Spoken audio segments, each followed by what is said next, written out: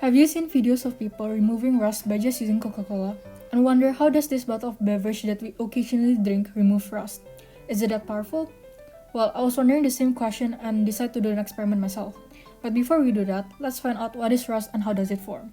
Rusting, or the corrosion of iron, is the process that produces rust. It is the slow oxidation of iron to form hydrated iron trioxide.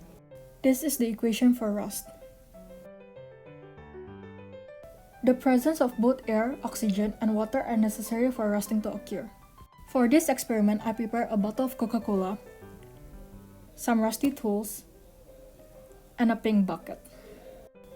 First, I placed the rusty tools into the pink bucket as shown, and then I pour the Coca Cola little by little because it freezes up, and to submerge everything inside. Thirdly, I adjust the tools around to make sure the rust and the Coca-Cola will react well. And then I started the timer.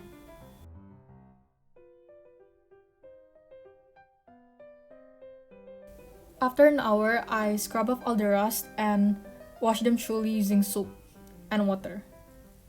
This is the final result after an hour, and as you can see from the original state, it was somehow better, but there's still some rust. Same goes for these two tools, except for the screwdriver, which the rust didn't seem to come off. I wasn't satisfied with this result, so I decided to submerge them again for overnight. And while in the process of doing so, I was very careful of refilling the bucket again. Careful. So while waiting overnight, let's talk about how Coca Cola actually removes rust. Coca Cola contains phosphoric acid, which is used industrially as rust remover. The chemical equation is as shown.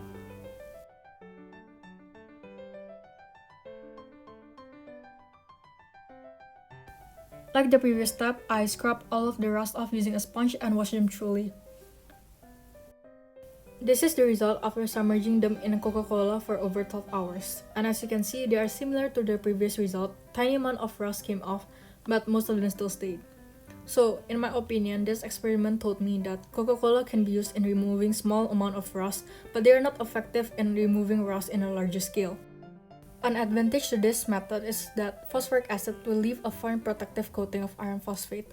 The disadvantage, however, is that all acid contributes some hydrogen to the metal structure, weakening the steel by hydrogen embrittlement.